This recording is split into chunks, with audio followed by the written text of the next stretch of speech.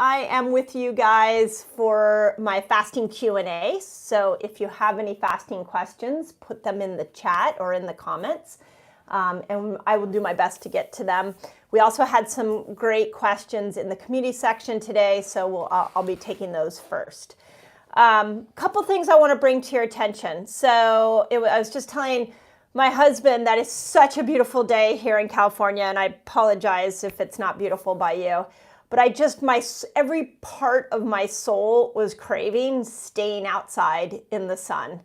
And it really brought back to me my message that I've been bringing to you guys for so long over the last year, which is right now in this moment in history, vitamin D matters. So if you haven't tested your vitamin D, if you're not taking vitamin D, if you're not getting in the sun, if you're not doing all of those things, I cannot emphasize enough the way out of this pandemic is through vitamin D. There is incredible research showing that if the virus hits somebody who has a vitamin D level that's well over 30, and we compare that to somebody who has a vitamin D level that's under 10, that those two people will have dramatically different responses to the virus.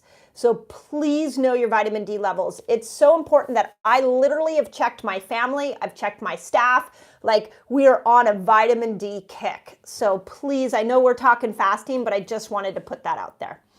Second thing that I want to tell you guys is I've got a really cool series that's coming out next week. And it's back at the influence that fasting has on our hormones. And there's a couple of hormones that we haven't really talked about here on my platform, and one of them is leptin. So leptin, if you're not familiar with it, is the fat burning hormone, whereas insulin is the fat storing hormone. And you're going to hear me say this a lot next week as we go through fast training week together, and I'll talk about that in a moment. So, but I want you to really grab the difference between these two hormones. So when we eat the wrong foods and our glucose goes high over and over and over again, what happens is we force our pancreas to make more insulin. And those cells, the cells that are receiving the insulin is connecting glucose, making glucose more usable for the cell. The cells stop becoming receptive to insulin because you've asked your body to make so much of it. That's one part of it. That is what we call insulin resistant.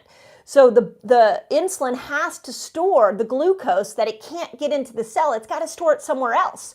So what it does is it stores it in fat.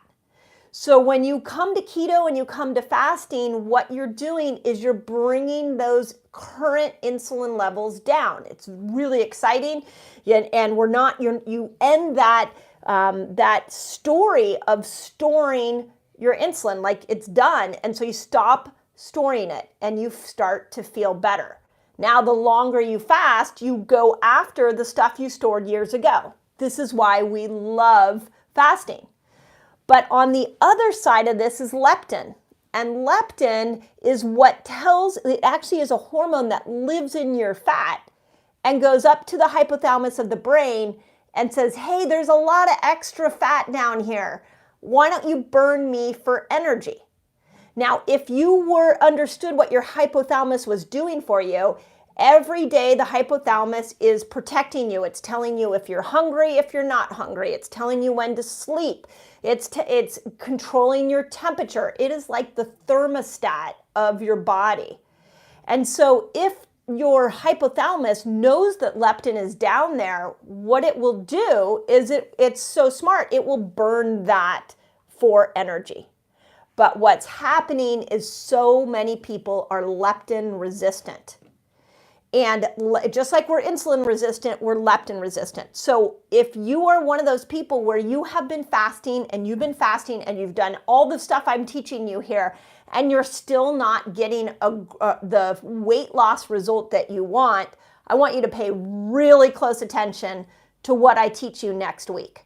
So every day next week, there'll be a video that's going to come out on this fat burning hormone.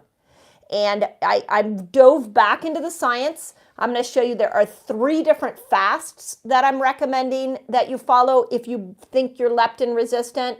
I've got 4 different eating styles that the research is showing, and it's more than just pulling carbs out. 4 different things we need to look at with our diet. I have 3 different habits around your sleep that you're going to want to implement to be able to get your body to become less leptin resistant. And then I dive into exercises and what we call how we can stimulate BDNF in our brain, because there's some great research that shows when BDNF goes up, the leptin levels in our body start to go down. So, and then on Friday, I did a video where I put all those things together, and you guys know I love the checklist system. I just created checklists. I do not want you to give up on fasting. Fasting is the fastest way into this incredible miracle you were designed to be.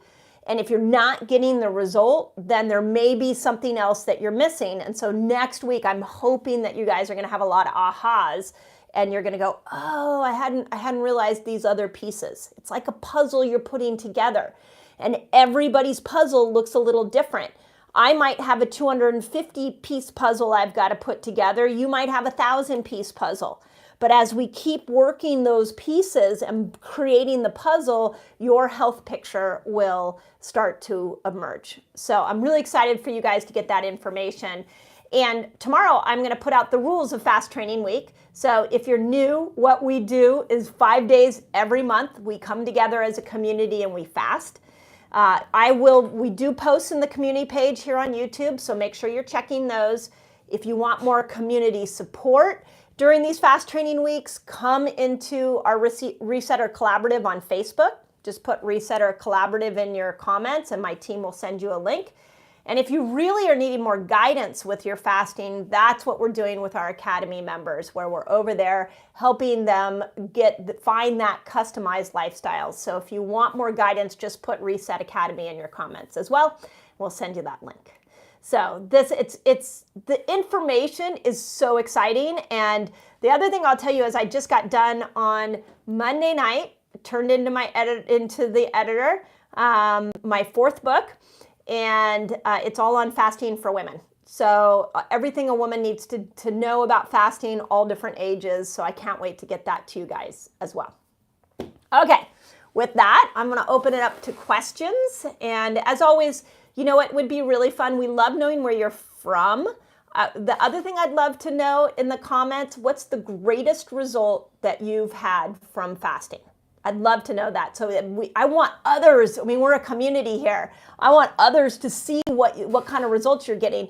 My team and I, by the way, we read your comments and when we see those testimonials, it just makes our day. So we would love to hear what good results you're getting. Okay. Let's see. I want to make sure we are totally live. Yeah, okay. Looks like we got a little problem that it might have been my computer. We have a ton of questions that were posted in our community page. Okay. So we might only have time for those today because of the volume we already have. We might not get to live So questions. what Sequoia's telling me, if you guys can't hear him, is if you have like a burning fasting question, if you put it on our Thursday post in the morning, we put a community post at what time I'm going live. It's usually around 11-ish. When it's a beautiful day out, it's 11:05 my time. But we answer those first. So he's going to read from those first. Okay. The first one is from Amanda, and it's about histamine intolerance. Okay. And so histamine intolerance, what are your thoughts about it?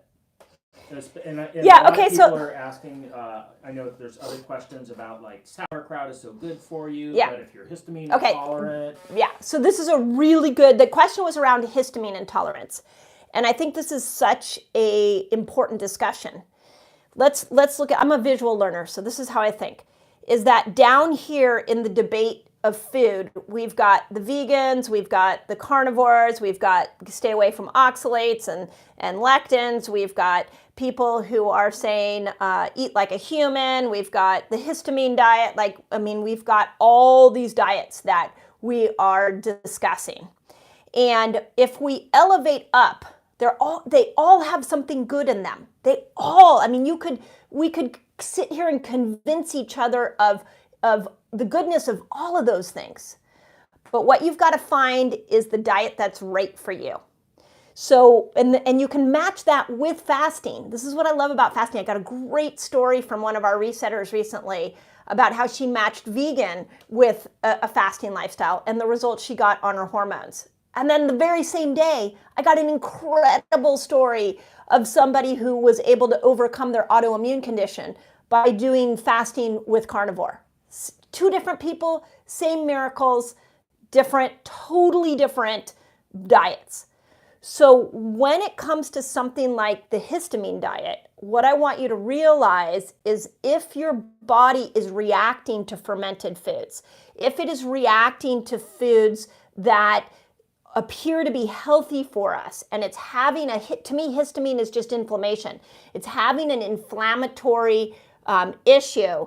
The first thing you're going to want to do is fast, because fasting is tapping into an intelligence that will know how to repair what is injured. And when it comes to reaction to foods, the area that needs repair is your gut. So if you are reacting to sauerkraut and it's creating a histamine response, that is a gut issue. And the best way to heal your gut is a 24-hour fast. So to the person asking about the histamine diet, my first reaction would be, try it, and if it works for you, it's a mirror, and you know you need to work on your gut. So now let's put in some more 24-hour fasts every week so that we can start to really repair the gut more efficiently. I've told this story before. For years and years and years, my clinic was just Candida, SIBO, leaky gut, like that was the conditions that we saw over and over again. And our solution was supplementation. And then I discovered fasting, and I found that I could take somebody with SIBO and I could give them some really cool supplements and they would temporarily heal. But if I then took that same person with the supplements and I taught them how to fast, especially 24-hour fasts, within several months, they never needed the supplements again. So I would say the same thing to you, is that if you're reacting to sauerkraut, if you're reacting to some of the histamine foods, some of the fermented foods, what I would do is start with more fasting. Do some more, at least every week, 24-hour fasts, and let that intelligence heal. I also, because anytime we're dealing with the gut, I want to point out, depends on where you live. Here in America especially, we have sprayed glyphosate on everything. And glyphosate is destroying the inner lining of our guts and is making so many gut problems. So, and if you don't know about glyphosate, go listen to the Resetter podcast interview I did with Dr. Stephanie Seneff, who is the MIT scientist who is the leading expert on glyphosate right now. She'll explain to you why glyphosate is so harmful. But I would recommend, if you know that you have a gut issue, to fast, to really commit yourself to organic food and non-GMO food. Really work on getting food that's coming from more of a regenerative agriculture farm. So you can go to Rodell Institute. I interviewed one of the chief impact. I think I called him Inspiration. Chief Impact Officer Jeff Tkach, I interviewed him, but they have resources on how you find regenerative farmers. Those kind of things matter if you're reacting to everything that goes in your gut. So the world changed. Our body is just adapting to the changes that the world has given us. So we're having to learn all of these new terminology like lectins and oxalates and histamines, where all of that is just your human body is reacting to the modern world. And what I love is we can fast and let this incredible intelligence inside of us heal. And then we also can start to observe what is it in the modern world. So it's like the histamine is just on the surface. We got to go deeper and look at the root cause of why so many people are having a histamine response. And that's where fasting can help. Right. So hope that helped. The second question that we're going to take today is from Megan, and she posted this 11 hours ago. Okay. But she was on hour 31 of her 48-hour water fast, and Okay. she was so cold, and she wants to know why she was so cold. Yeah. So I've got to go find the science behind why people get cold when they fast. I mean, this is the way I look at fasting, is that think of it like, if those of you who've been on longer fasts, do you find that when you first start fasting, the mind is chattering at you? It's like telling you all the things like, why are you doing this? Or sometimes my mind will be like, you got this. Oh, it's easier than it appears to be. And everything, the chatter is so much. And then as the days go on, so this question was from a woman who had been fasting for 30 hours and she was so cold. What I feel like is the body goes inward. And so I feel like the blood goes to the heart, to the lungs.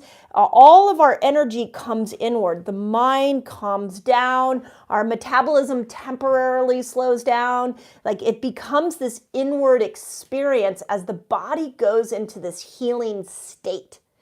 And in this inward experience, you become cold.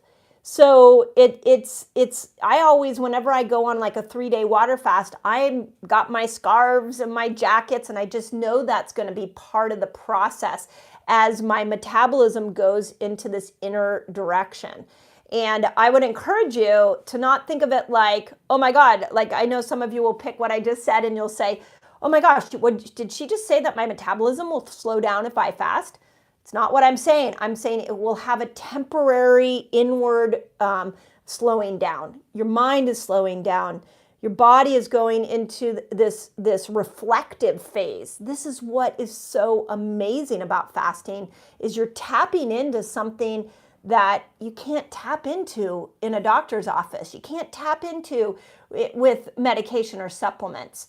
Your body is so wise. So there's not much you can do for it other than bundle up, wear a hat, put a scarf on, and then once, I carry a lot of water, warm water around with me, but think of it as a beautiful honoring of the wisdom as it turns inward and it starts to heal itself. It's pretty cool. Okay. Rosemary from Belgium wants to know about having spices in her fasting window. That's interesting. Specifically, hot spices.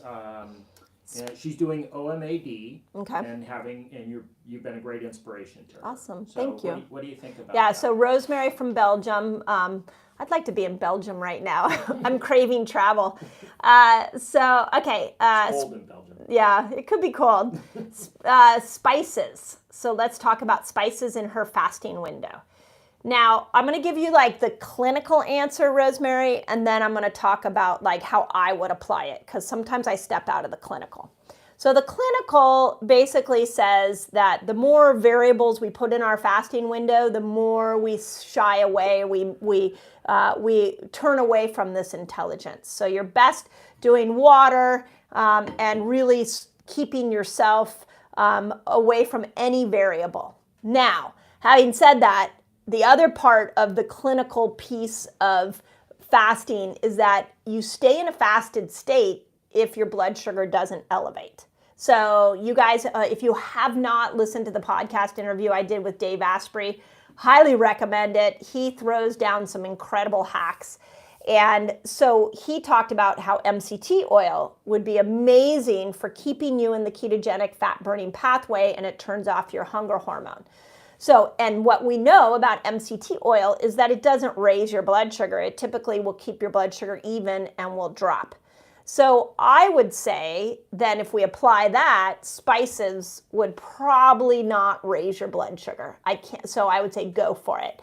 And then I come over here and I ask myself, well, personally, what would I do? And sometimes when I go into fasting, it sounds like you're doing one meal a day. Sometimes when I go into fasting, I get in these grooves where I just really want to tap into this intelligence. I don't want to mess with it. And then I get in grooves where I'm like, I need a little more variation. And I've got to reach for some tea. Dave Asprey feels like you can have coffee even on a 3-day water fast. So, you're going to get a varying of opinions, but spices on the list of things to pull you out of a fasted state are probably pretty minimal, and I would say go ahead and do it. But be aware of how you feel afterwards. You could also test your blood sugar on it too and see how you do. Kind of curious where you're going to put the spices. Yeah, she didn't say. In water. Yeah. You know what's interesting about spices? Cloves has the highest polyphenol count out of anything is cloves. I got geeking out on this for a moment in my clinic, and one of my patients actually started putting organic cloves inside a supplement capsule and was like taking it like powder. She did. Yeah, she did like a powder. Yeah.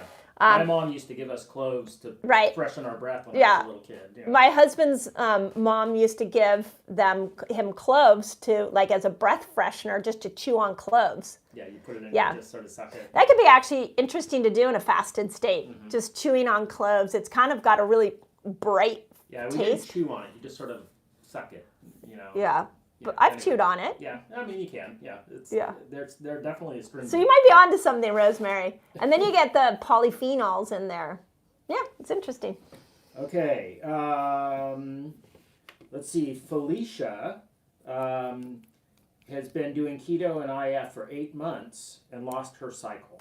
Oh, Felicia. What did she do? I have a whole book for Felicia. Yeah. Okay, so Felicia's been doing intermittent fasting and keto for 9 months and has lost her cycle. Okay, ready? Fresh off the presses. We are working on a visual for this for you, Felicia. So here is the elevation of the fasting for women thought that I've been talking about. And we have created something called the fasting circle, where it's off to an artist right now so that we can all use it as a great visual. So we do not have it yet. I wrote a whole book on it. That's what got turned in on Monday. So it's not there yet. So just know that.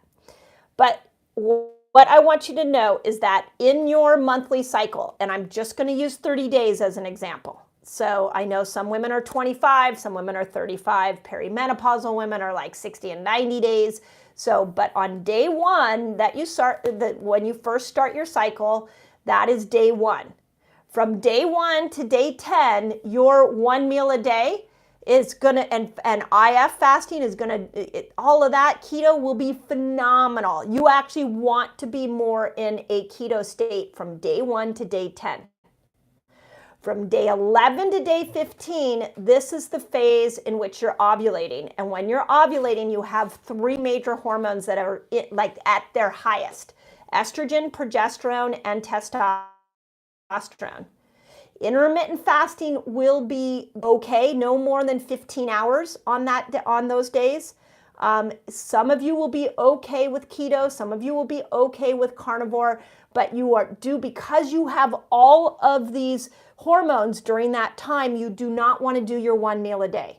So you do not want to go more than 15 hours in that ovulation time. On day 15, now, or day 16, now you can go back into your 1 meal a day. With keto, you're fine until you hit day 19 or 20. And now that's the week before your cycle. You got to step out of 1 meal a day. You got to step out of keto. You got to do the hormone building. So the way men can do fasting, they can just fast whenever they want. Postmenopausal women, you guys can fast whenever you want. There's a few caveats about that, but I put it in the Menopause Reset, which is coming out. It's for pre-order right now. You can just put Menopause Reset and my team will send you the link. But men and postmenopausal women, you don't have to think about that. But if you are a woman with a cycle, you have to not do 1 meal a day between day 10 and day 15, and from day 19, 20 until you actually bleed again. So that's about 15. If you start to calculate it, it's about anywhere from 12 to 15 days out of the month that you should not be doing 1 meal a day. If you do, and keto, if you do, you risk losing your cycle, which is what happened to you. So go back and just bring your fast down to 15 hours when you're ovulating, and that week before your cycle, don't fast, no keto, okay? And then if you do that a couple months, your cycle will come right back. Okay. This is from K-Bar. And they're trying to get into ketosis, but they're doing fruit. They're doing a fruit diet, sort of like what Jesse Eisler does. Yeah. So, and they're trying to cure a problem. So, can you talk about getting into Okay, yeah, ketosis? there's a good solution there. Okay, so what my husband's we're chatting about is one of the people we got to really interact with in 2020 is Jesse Itzler, beautiful man, and if you don't know who he is, he's a serial entrepreneur, has started a bunch of really famous companies. And he calls himself a fruitarian, and he reached out to me because he wanted to know how to take his fruitarian diet and match it to fasting. So what you have to remember is that even though so many of us love our keto life, that there are still benefits of, again, all of these diets, which is why you pair fasting to it. So here's what I would recommend, is that there are two ways to get into ketosis. One is through fasting, and the other is through lowering your carbohydrate, playing with your macros, lowering your carbohydrate load and upping your good fat. So in a fruitarian, I'm just going to call it that, in a fruit-heavy diet, you're not lowering blood sugar, you're not lowering carbs. So you're going to have to lean into fasting a whole lot more.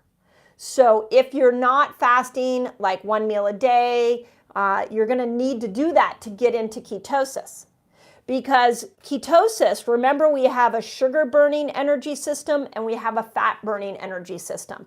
So in order to make that switch over to the fat-burning energy system, you're going to have to lower your carbohydrate load down. But what I heard from the question is that you're trying to heal something with the fruitarian, I'll just call it that, fruitarian life. So if you want to stay within that, in order to make that switch, you're going to have to fast more. And this is why a fasting lifestyle, you compare it with anything. Now, if you keep doing that and you're like, that's not where I'm still not getting into my ketogenic state, then now the next step I would say is go to the lower sugared fruits. Are you doing the green apples and the berries? Those are going to be a little lower sugar. And if that's still not getting you over into ketosis, then okay, add in some fat. How about we up your good fat, okay, with your fruit? Now, if that's still not doing it, you might have to look at the fruitarian diet. Okay, well, that was interesting advice. This one is a little complex in where your beauty is asking for somebody else who had COVID. It's her child's vocal teacher. And apparently her doctor's saying that her gallbladder is shut down. And they have inflammation in her esophagus and intestines. Okay. And they're recommending all kinds of drugs. Would fasting have any role? So the question is, somebody was exposed to COVID, and they're having a lot of inflammatory symptoms, is what I heard. That's correct. Specifically in the lungs. So there's two things to know about COVID, and I've done a lot of videos on this. So go back and watch those. There was a great great research study that came out in October. So I did a video in November on it. So go back to that. Any virus, and it's really important because if you're hearing this, watching the news, the viruses keep replicating, right? So any virus, the challenge that we have is that when you operate like a sugar burner, viruses don't have their own energy system. So they have to live off of yours, and they love sugar burners. This is why we have such a problem here in America, because we have a country full of sugar burners. So if that virus goes in and into the cell, and it's a sugar burning cell, it will gain energy and it will keep going. This is the cytokine storm, because it starts to get momentum in a sugar burning body. So now we know what fasting can do is it can flip you into a fat burner. So as a fat burner, if a virus comes into that cell, there's no energy source for it to live off of, so it literally shuts down. And that virus cannot gain momentum. So when you ask, can fasting help with COVID symptoms that are not going away? Yes, definitely. It can fasting help make sure you don't get bad COVID symptoms? Yes, absolutely.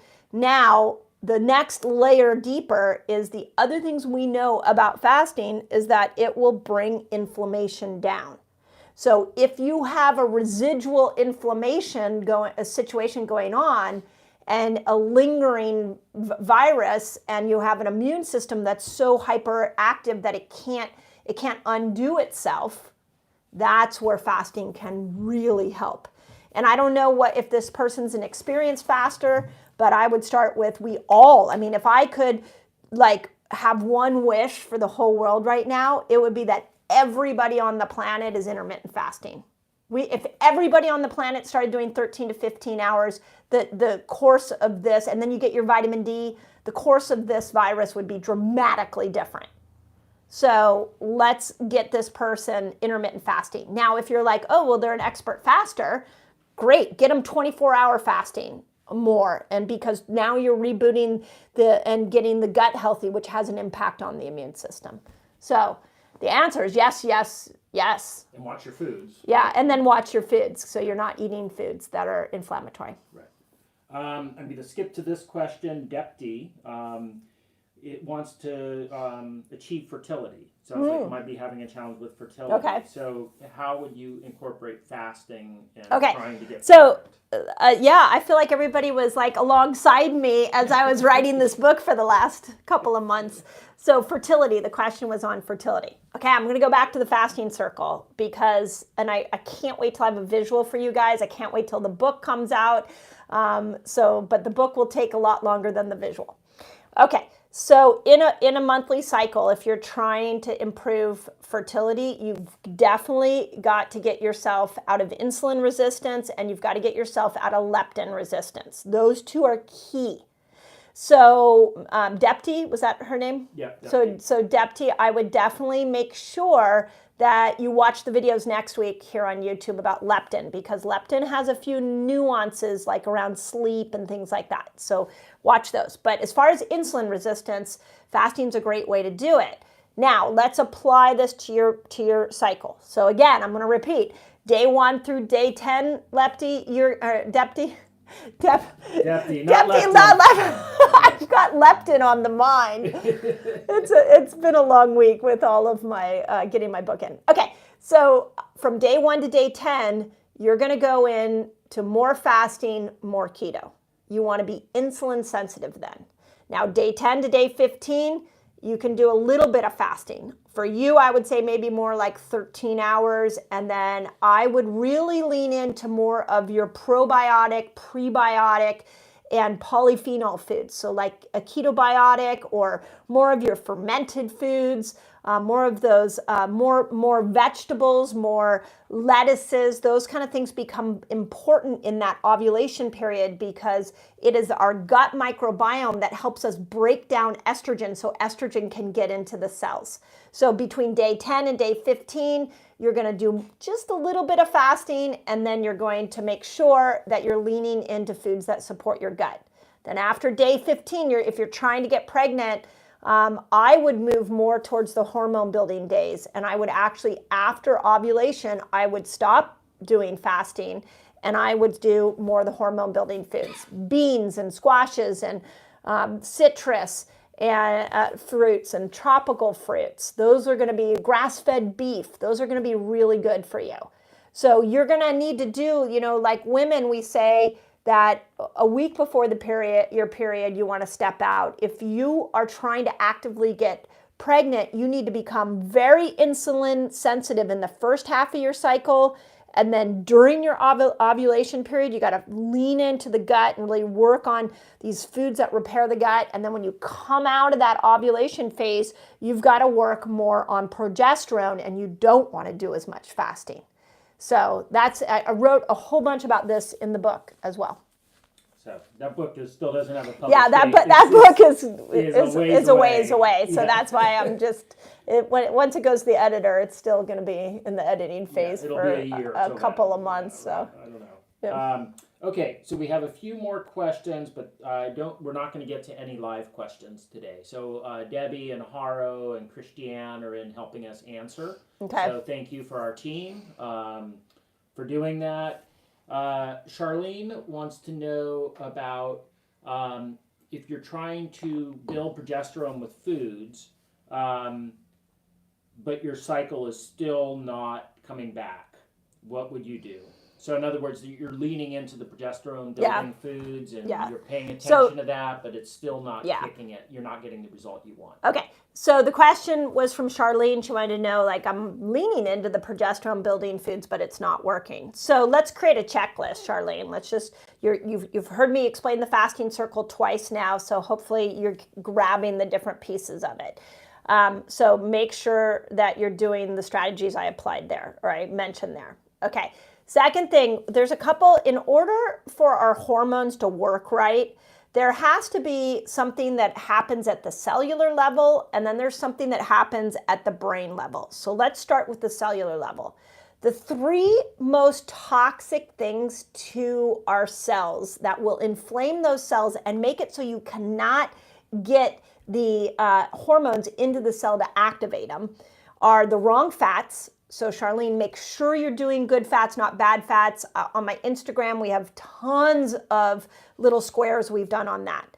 Second thing is making sure that it's outside of the progesterone building time, the rest of the time you're keeping your blood sugar pretty much at bay. You're not doing a lot of the, like a lot of breads and pastas and like things that are very, or desserty things. I'd be more worried about sugary things, refined flours, refined sugars that are bringing your glucose levels up really high. And then the third cellular piece that you need to know about is toxins. So there's lots of people who are doing dirty fasting, dirty keto, where they're applying these principles, but then when they eat, the foods they're eating are full of toxins. So any kind of processed food. So make sure you're applying those three principles. Now the brain part is there are three parts of the brain that are not protected by a blood-brain barrier. Your hypothalamus, your pituitary, and your pineal gland. So these are the parts that hypothalamus and pituitary control your hormonal system. So for a lot of women, if they're applying the fasting circle and they're still not getting pregnant, there's a good chance that you've got toxins like neurotoxins, like heavy metals, glyphosate, plastics. Those kind of toxins will sit in the hypothalamus and throw your hormones off. So it may be that it's time for a detox.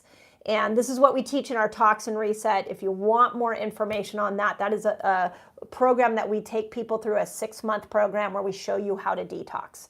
So you could just put Toxin Reset in the comments and my team will send you a link for that. But you've got to work at it on a cellular level and you've got to work at it at a brain level. Last thing I want to point out, because this is really important.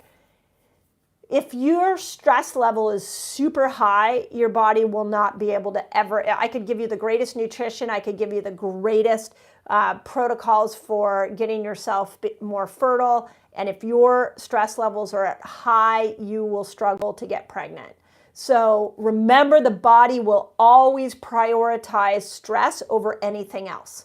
So if your stress is high, you're running high all the time, just your body's, there's no need to create a baby because it thinks it's being chased by a tiger.